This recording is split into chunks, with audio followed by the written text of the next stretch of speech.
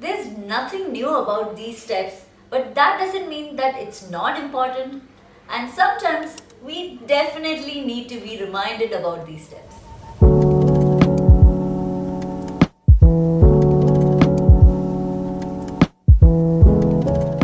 What's up everyone, welcome back to my channel. My name is Naina. So in today's video, I will be sharing with you some age-old but super easy steps that each and every one of you can follow to be able to do your bit for Mother Nature. In the last couple of videos, I have talked about how I'm taking a new direction in this channel towards a low-waste lifestyle and how you can also ease into this lifestyle if you're somebody who's willing to give it a try. I leave the links to both those videos right above, and if you're somebody who's never really heard the word zero waste or low waste, you can definitely go check those videos out and get up to speed on those topics. So let me emphasize that these steps that I'll be talking about are nothing new or things that you've never heard about at all. On the contrary, you've probably heard a lot about these steps during your childhood from your parents. And I'm definitely sure that you probably did not pay much attention to it back then. But these are easy steps that you can definitely easily incorporate into your daily life to make a difference to our environment. So now, let's start talking about these steps. So number one is save water.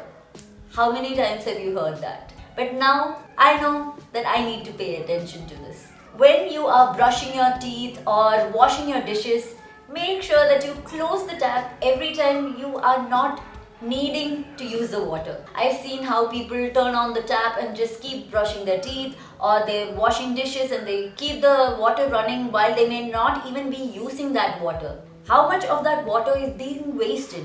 It adds up, and that adds up to liters and liters of water every single day. So if you take that conscious effort to close the tap when the water is not needed, you will definitely be saving a ton of water. Even when you're showering, if your usual shower time comes to around say 8 minutes, if you just reduce like a single minute, again that's you saving hundreds of liters of water on a daily basis, because at the end of the day, it is not unlimited and we need to keep a check on the limit of water that we use. So number two is electricity. So this is something you've probably heard, but the thing is, how many of us actually still do it? I'm guilty of not caring about it before, but now I'm way more aware about it. So I would suggest that when you're leaving a room, please make sure that you switch off the lights, fans, or any other electrical appliance that you're not going to be using. If you have appliances like microwave ovens or mixies, when it's not in use, other than just turning off the device, I would suggest that you unplug those devices, because even when it's not being turned on, it can draw energy from the earth.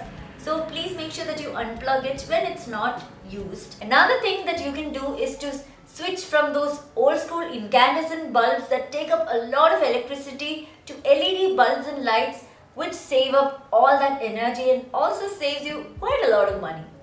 So number three, use public transport, carpool, cycle or walk. I know walking is not really applicable for long distances, but when you're going to your local supermarket to get your groceries, instead of just taking your vehicle, why not just cycle there or even just walk? Even I am definitely guilty of using my vehicle when I go shopping for groceries and all, but I'm trying to reduce that. I'm trying to walk when possible, and also carpool, because I've seen in Bangalore alone so many cars on the street, on the road, with just one single person in it. Instead, if you're going alone to your office, why not carpool with the people from your neighborhood if you're going in the same direction? There are so many apps available these days. You can definitely go check it out and you could probably make some money on the side. And nowadays there are certainly cycles that you can rent from one place to the other, and you can definitely use that. So now we have so many of these resources available for our use. So make as much use of all these resources, especially if you are from a city where these are all available. And please make sure to reduce your carbon footprint. You will see how great you feel at the end of the day. Number 4, take your own food to work. So I know us millennials are so much guilty of ordering in food to office from nearby restaurants on a daily basis. Think about it, you're basically getting a lot more plastic delivered to you, which in turn gets put into landfills, which just sits there without decomposing for up to 800 years. And you're also getting that delivery boy come to your office every single day, increasing your carbon footprint too. Instead, why not bring your own food from home? And if you're somebody who does not like to cook or does not have somebody who cooks at home, you can definitely go to your office mess or your cafeteria, and if you get bored of that food there, go to the nearby restaurants or mess where you can definitely get food on a daily basis. And I know it's a little bit of extra effort, but trust me, it's totally worth it. So number 5 is carry your own reusable cloth bag every time you head outside. Why do you need it all the time? Sometimes you might be going out for other reasons, but then you end up doing some kind of shopping and you don't have your cloth bag on you, and you end up getting more of those plastic bags or even more of cloth bags back to your house. And it's definitely something each one of us can definitely do when we head out, and it will definitely help save money, because these new cloth bags will cost you money, and definitely stop this extra unnecessary package that you bring back home. So number 6 is be conscious about your paper consumption.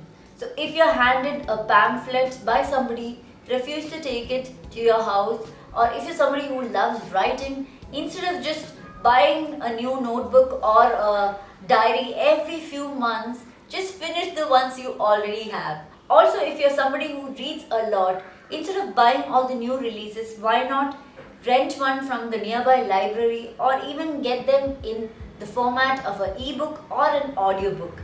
I know it's not the same as having the book in your own hands, but it will definitely help in reducing the paper consumption. So just think about it.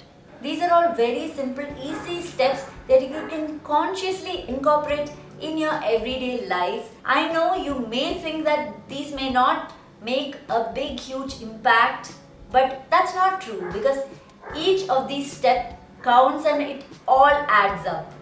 Low waste lifestyle does take a bit of conscious effort from your side, but trust me, it does become a part of your life in a short time.